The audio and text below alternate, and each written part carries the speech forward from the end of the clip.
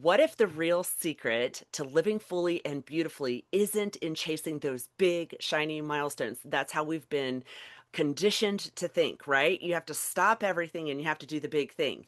But in showing up for those ordinary days and that quiet growth and the little wins that most people overlook, that's where we're going to find the miracle in our extraordinary lives. And so if you've ever felt like you're doing all the things, but still not feeling how you want to feel, today's guest, Liberty Bain, is here to show us what it looks like to start chasing those small things, those consistent practices that actually make your life feel meaningful and beautiful.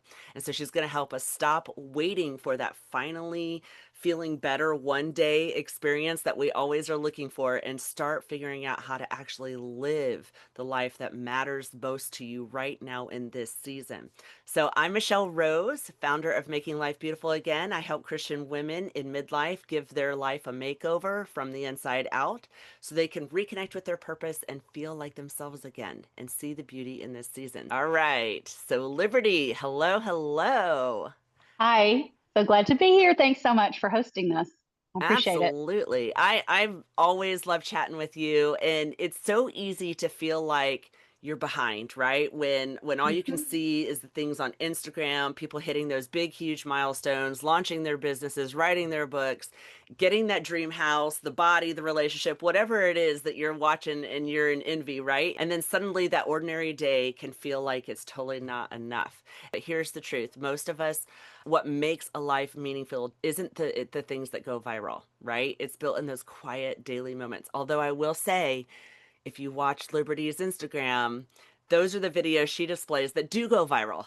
so, and so that's why I'm so excited for you to meet her. She's a coach who's passionate about helping women celebrate the small things and build a meaningful life through simple, consistent practices. So, enough talking. I'm going to pass it over to Liberty. Please share with us who you are and how this message of celebrating these ordinary things became so important to you. Thank Such a great question. And I'm so excited to share it.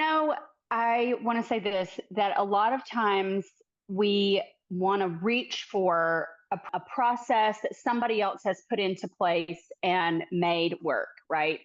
And I'm no different than anybody else. I'm also a human. And so everything that I share, I always say this at the beginning is take what you like and leave the rest because what's worked for me specifically may not be what you need. And so, one of the beauties of practicing that I've found is you don't have to do it perfectly to make progress and to get feedback for your own life about what actually will work for you, right? Like, I remember one time I did a prayer program that required 1 hour of prayer a day. Well, that's obviously not going to work for everybody. That's a very specific season in my life. I signed up to do that for a specific amount of time, but that was just that practice for that season. So every season doesn't need the same practices. Even if you just look at nature, like right now, everything in nature is letting go. So this is a great season to kind of practice like, what do I need to let go of to nurture myself and nourish myself?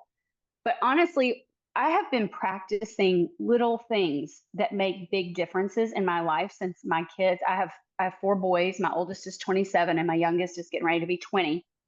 And I have been practicing small things since my oldest was probably about 2 years old. And I realized that when I woke up as a reaction to them waking up, like when I let them wake me up, I was not who I wanted to be during the day. And so I started with the Book of Common Prayer, and there are family prayers in the Book of Common Prayer. And I got up in the morning and I made a plan to get up 5 minutes before my children and to go into the bathroom and to take that Book of Common Prayer. And I would literally read those five prayers. It took 5 minutes. And I collected data and I was like, okay, I'm a better person. I'm a better mother. I have more patience. That was like the first time that I realized I did something for me to be who I wanted to be in the world.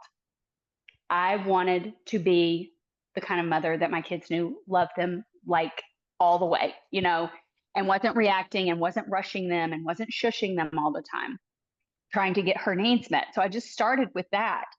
And many years later, I started a practice of like running because I recognized that I was a better mother. It was the same kind of concept. I was a better mother when I'd had some physical movement in the morning before they got up. So I expanded my morning prayer practice to include some movement.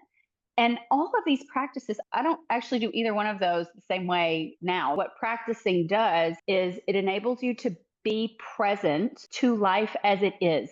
It's not like the Cinderella shoe syndrome where you're like trying to force something that should work and then feel terrible about yourself because you can't make it work for you. So it gives you simple, consistent, and then one of my huge things is I celebrate. I wear gold stars. I send my people that are in my group, is called the Gold Star Group, because I don't think that adults get enough celebration for small things. And when I put the things together that mattered to me, that helped me be who I wanted to be, and then I celebrated that, and I was doing this all alone, I was like, wait a minute. I think that there could be a community aspect of this that could just like whoosh blossom the experience and the benefit for everybody. That's so interesting. And I'm going to bring up something that you have said before. And when I was growing up, my music teacher, she used to say, like, practice makes perfect, right? And for a long time, I really believed that. But as I kept growing up, I realized I don't think perfection is possible, right? It's always out of reach. It's that carrot you can never grab. And so that idea has kind of left me exhausted. And truly, when I reflect on myself, somehow in the back of my mind leaves me thinking, like, I'm not enough or I'll never be enough. And you have a different way of looking at this. And so when I heard you say practice makes progress, that is relieving, but it's also it's encouraging, like it's wind in the sails because it makes you want to try again, right? And so I think we all Yeah, kind of need to hear a little bit more about that because sure. days don't always go the way we want and they don't always go planned. Right. So, one of the things that I realized is that practices have the capacity to kind of morph into whatever you need them to be. I don't run anymore at all. So, but I still move my body every single day. If anybody follows me on Instagram, I post a picture of my yoga practice every single day from my front porch. The point of practicing is to become who you were created to be so that you don't have a need to run away from life in any way. You just get to show up in your own gifts, in your own power, just rooted in who God created you to be. So this is exactly where it shifted, and I can feel it as I tell the story in my body. My mom died very suddenly in 2016, and it was the most life discombobulating event I had ever had. And I'd had some pretty big traumas, but I literally was like, I can't get out of bed. I was not functioning at all, really. I wasn't me, and I could feel myself not being me. And maybe I had gotten a yoga journal. It was like a 5-minute morning yoga practice. And I thought, I'm going to do this while the kettle is boiling for my tea in the morning. So I rolled up my yoga mat in the middle of my kitchen floor and I started doing it. I was like, okay, that felt good. That felt like me. So I did it again. And then I did it again. I was like, I'm going to start taking a picture on Instagram because I want some accountability. Still doing all of these practices, celebrating this all alone. And one day, if anybody in this group knows anything firsthand about grief, it just like will hit you like a wave and there is no going around it in my experience. It's only going through it. And I one day was on my yoga mat. This was months later, where I had been consistently practicing. And I think a practice really is just something you do more than you don't do it. Like right now, I've been trying to do this mental download with God every day. And I think in the month of October, I had 21 days. I did it more than I didn't do it, right? So I was out in my yard on my yoga mat one day, and then one of those waves of grief hit me, and I just got in child's pose and I sobbed my eyes out. I have no idea how long I was there. I just missed my mom so much. And I was just so sad about all the things because when you lose somebody, you lose all the future with them. I just let the grief go. And then it eventually stopped. And I just sat up and I was like, okay, that was my yoga practice for today. And it didn't look like anything that looked like yoga. And so that was the moment that I realized, oh, it doesn't have to be anything specific to count. So I started giving myself credit. I started giving myself gold stars just for the tiniest little thing. And I think that's the difference between practicing and habits. I love habits. I'm all over a good habit. But a habit assumes that you've arrived somewhere. A practice can be wobbly. A practice can be imperfect. A practice can be, wow, I really need to go for a 30-minute walk today. And I have 3 minutes. I'm going to walk up and down the driveway for 3 minutes. And I'm going to give myself a gold star because it still counts. I still kept my commitment to myself. So it's interesting that you mentioned that because someone had asked me about habits. Because we've been inundated with the smart, there's Hmm. these measurable, repeatable, all the things. And I think you did a good job of explaining it because the difference really is in a practice, the activity can look different, right? But in a smart goal or habit, it has to be the exact same every time or you don't hit that success standard. And You so don't get the credit for it. right. When you look at habits and why we try to set them up in our life, there's a heart behind it. There's a reason why you're doing it. And so if you're looking at the heart of what it is that you're trying to achieve, that's where your true success marker lies. Because the day you needed to cry was what you needed to do to truly propel yourself into what you can be able to do next. Otherwise, trapping all that stuff inside, you're just stuck.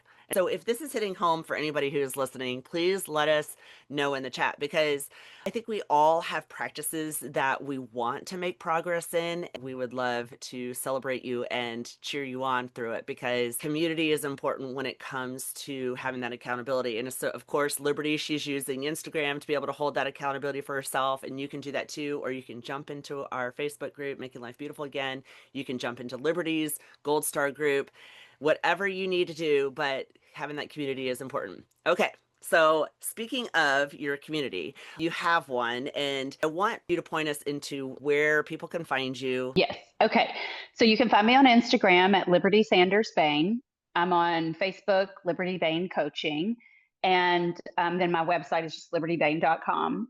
And I'm actually having a training with live practicing. It's a guided experience next Tuesday. And you can go and sign up for free, or there's a paid version with a workbook and replay. But this other thing that has been so life giving for me in practicing, it offers a way to accept yourself exactly as you are, exactly where you are. Like you said, life is different every day. We resist that. There's a lot of pain in the resistance of that, right? And we expect I should be able to have my meditation at 6:30 a.m. every single day. Except what about when the phone rings and there's an emergency? Or what about when there's a kid that gets up and wants to sit in your lap and that's really important. And the difference that I think between practicing and habits is practicing has a lot of grace in it. Practicing has a lot of acceptance in it. And there's so much love that can come for yourself. And the only thing that I know that can replace shame is love. Mhm. That's the power piece. That's the key that really turns the lock to changing your life.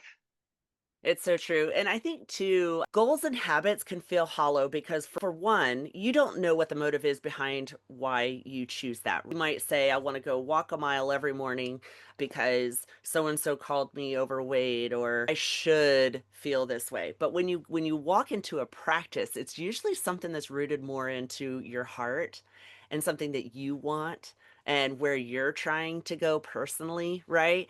And so I think we could probably sit here and unlayer this onion over and over and over on Yeah. why this works, why it's so good, right? So it really just ties into though what it is that you want right now in this season. So what I wanted yesterday may not be what I want today. So it I give myself permission to change what my practice looks like today because today I'm in Florida. I might want to go to the beach, but when I'm in Tennessee, I might want to go walk, through the woods. It's whatever your heart needs for that because to live fully and to live beautifully and authentically, you really have to be able to stop and tune into your own heart each day. And so, just like how Liberty was saying, she found that 5 minutes in the bathroom in the morning helped her check in, help her do those things, help her connect with the Lord, right? So that she could live that full authentic life throughout the day. And I think so many women want that. But let's talk about where do they begin, Liberty? Because we all know that our heart longs for Mm-hmm. this, but sometimes it can be complicated trying to untangle yourself from being stuck and how to get there. Okay. Yeah, I've thought so long and hard about this. I truly believe the easiest place to start implementing practices is in your physical body because that is the place our body keeps all of our memories. It's always giving us feedback if we want to listen. And so we can collect data about what works for us, what is a life giving. We're adults. We all know there are always going to be things in this world that we're like, I'd rather not eat that, whatever you don't like, but I'm going to do it because it's good for me. Like I take a green powder liquid thing every day. It's not my favorite. I just practice doing it more than I don't. And so we all know that some practices are not going to feel great, but they're what we're looking for is what is giving life. That is the difference. Sometimes habits, I think that's the other part of the Cinderella shoe piece is like, this is a great idea that somebody came up with, like eat more superfoods. Okay, but what if I'm actually allergic to them? What if I'm allergic to acai? Well, that's not really going to help me. That's going to hurt me. So, life giving practices, when they're more physical based, you'll get feedback. You don't have to do it for 21 days. You'll have feedback in about 10 days. Is when you're allowing yourself to be honest with yourself. You'll say, yeah, this is actually really helping me, or I need to tweak it, or I need to change this. And so I really, really, really recommend the 3 breath practice as the most basic place to start. Everybody has parts of their day where they're like stressed out, maxed out, hurrying, rushing, reacting, whatever. We always have time for 3 breaths. You put your hand on your heart, you fill up your whole belly with breath. You can fill up all the way from your belly up to your neck with breath. Hold it for a beat, and then whoosh, exhale. And you do it 3 times. Like you can go in a bathroom stall and do that. And then I always recommend starting with water. So we are in. It is my experience that good water first thing in the morning, and really giving yourself the benefit of believing your body is going to give you feedback. You are so correct when it comes to the first thing to just get yourself momentum is in your physical body, because sometimes we don't know how to get in touch with that emotional center in our body. We don't know how to find a place, whether it's safe or not safe. Sometimes we just don't even know how to touch it, right? A lot of people lock up grief or whatever. And so when you get your body moving and it gets Mhm. that heart pumping in a way, then you're able to release and open things up. And I will tell you, it's funny because I teach beauty and face exercise, and I sure love all of that. But my real heart behind all of it is that I just get you moving in the direction where you love yourself again so that you can get out and do exactly what Liberty's talking about, where you can get out and start living and practicing that authentic life and being able to connect with that true person that you know is inside, because that's what the world needs from you, right? That's what the Mhm. Lord can use when he's trying to get you where he wants you to be. You're such a time as this begins with these small daily practices. I like to think of it like the 5 wise virgins. They were prepared because they practiced, right? And so that's Mhm. exactly what we're talking about today. Do you have anything else you'd like to add? You asked me what living authentically looks like for me to now. And what that looks like for me now is having the resources and support that I need for my own expansion. And it occurred to me at some point on this practice journey that children have parents, grandparents, Sunday school teachers, soccer coaches, piano teachers, babysitters, like they're surrounded with this like big, wide safety net of resources and support and love and care. And then all of a sudden, we're like moms and, full time caregivers ourselves. And we have friends and we have businesses and we have all these things. And yet we try to deprive ourselves from the care that would propel us to be who God created us to be so we can do what God created us to do. And so, one of the things, and I lived for so much shame for so many years because I had so many different healers, doctors, kinesiologists, chiropractors, massage therapists. Like, I just had to have a lot of care, and I still have a lot of care. This is my upgraded practice for emotional, because you brought up emotional practices. It's just saying, like, yeah, turns out I'm just a real needy woman, and being totally okay with that. Living authentically is not comparing myself to other people, it's just being me. And I need Sunday school teachers and grandparents and babysitters and soccer coaches, but just the adult version of those things. And now I'm not ashamed to say it. I love it because don't we all have needs? Yeah. I Right? mean, is it And being human being needy?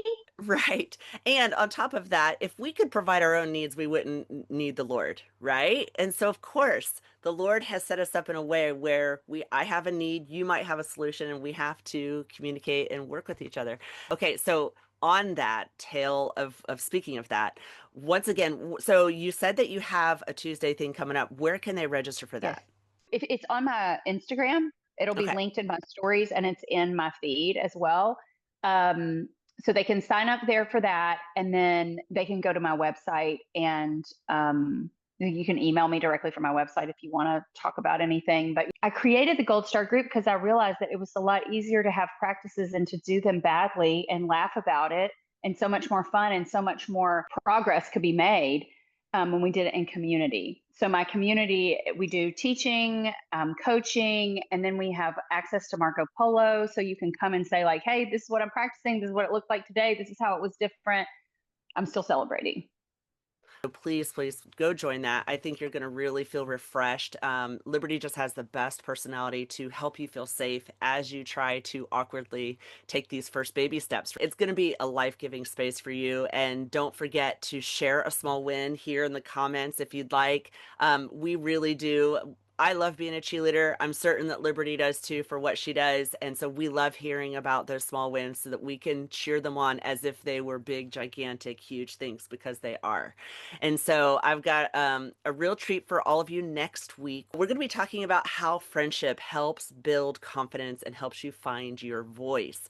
We're going to be talking with my childhood friend, Deborah Bensinger, and I can attribute so much of who I am today because of this dear friend of mine. And so I want you to meet her, and I can't wait to share her with you next week.